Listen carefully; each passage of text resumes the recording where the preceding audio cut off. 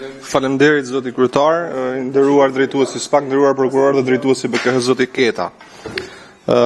Jemi thuajse 16 vjet pas vrasjes shtetërore që pret akoma drejtësi të 21 janarit.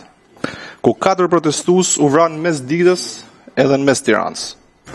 Ngjarja nuk po zbardhet, autorët e vërtet, organizatorët, urdhëruesit, por edhe ekzekutuesit po sfidojnë njësoj drejtësinë e re sikur bashkë me drejtësinë e vjetër. E kuptoj tërësisht mbrojtjen edhe integritetin e hetimit, por duhet të theksoj se gjykata e Strasburgut me një vendim historik i cilësoi këtë çështje si vrasje shtetërore. E gjithashtu e mbështetur kjo edhe nga Kolegji Penal i Gjykatës Lartë, të cilat u shprehen me detyra të qarta se si SPAK duhet ta ndjek këtë hetim në të objektiv edhe të gjithanshëm. Unë si përfaqësues i qarkut Lezhës, normalisht edhe ndjeshmërinë për faktin se një ndjeri i ekzekutuar nga shteti Alex Nika ka qenë edhe miku im, dua të përcjell atë çka familjarët e shohin si shqetësim.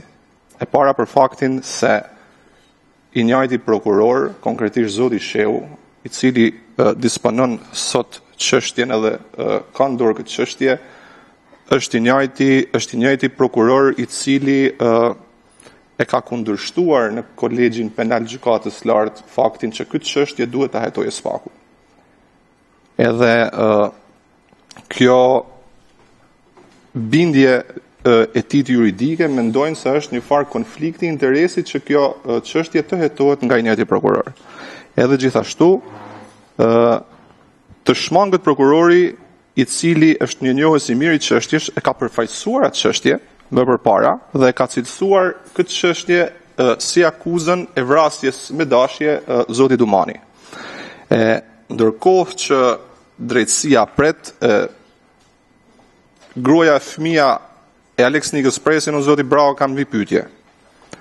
A do kemi drejtësi për 21 janarin në mënyrë që të paktën nana baba, prindrit Alex Nikës ta shohin drejtësinë për djalin e vet për sa ku janë gjallë.